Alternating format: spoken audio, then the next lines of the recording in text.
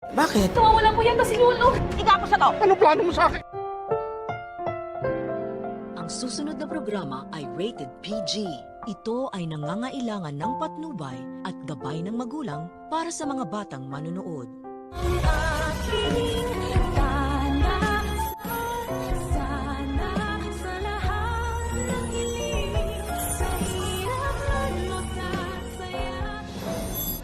Wala na yata talagang pag-asa pang gumanda ang takbo ng istorya ng mga nagaganap dito sa Abot Kamay. Dahil bukod nga kasi sa panay si Moira na lang ang nagwawagi, ay halos lahat na lang kasi ay inaayon ni Direk sa kanya ang mga pangyayari. Dahil nang malaman nga ni Don Pepe ang katotohanan na hindi talaga tunay na tanyag si Zoe, gumawa na naman sila ng paraan para mapahamak ang matanda at tuluyan na ngang maitago ang sikreto nila. Para nga naman hindi pa malaman ni Robert ang katotohanan at mas mapaikot-ikot pa nila ang istorya.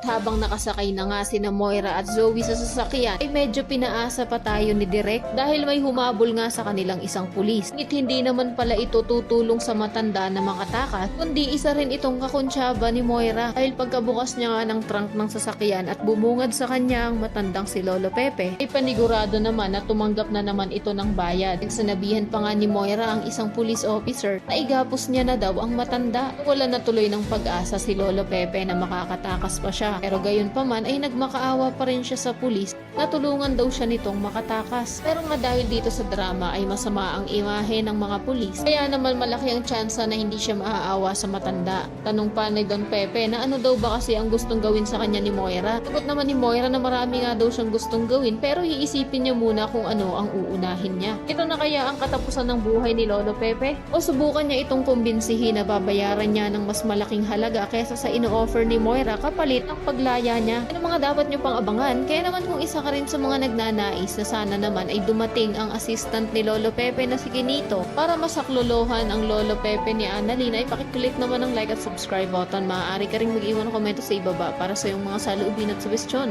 Maraming salamat sa iyong panonood.